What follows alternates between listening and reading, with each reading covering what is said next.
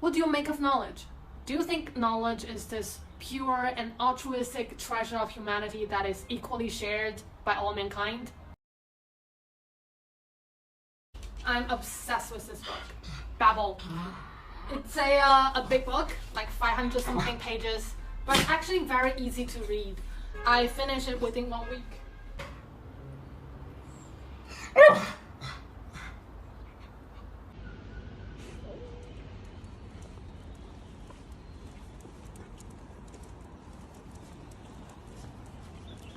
Anyways, I was saying, don't be intimidated by the volume of this book. It's actually very easy to read. That's why it only took me like 1 week to finish the whole book. It just has this charm on you to propel you to continue reading. The language style is lucid, so it's actually quite reader-friendly for any intermediate level English learner. I would definitely recommend you to try it out. It's very interesting, and at the same time, you can learn something about post-colonialism.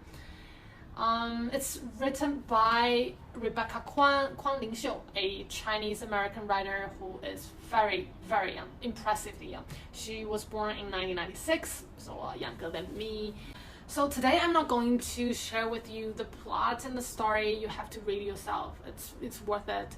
What I'm going to share is some messages that I deciphered from this post-colonial historical epic fiction. What do you make of knowledge? Do you think knowledge is this pure and altruistic treasure of humanity that is equally shared by all mankind? Have you ever treated knowledge as this idealized body of human wisdom that exists in this noble vacuum, undisturbed and untroubled by politics and economics? If you have, like I once did, you really need to hear what Foucault has to say about how knowledge is never neutral, how it determines power relations. On the national level, knowledge can be bought through assimilating the people who possess it. And that's what colonization and colonialism was doing intellectual-wise. Colonialists' ferocious appetite was not reserved for material treasures only, but also spiritual and mental riches. Empires sucked in the knowledge from the best minds of their colonies and used it against the very people, the owner of that knowledge and that land. Language is the knowledge in question that Babel deals with.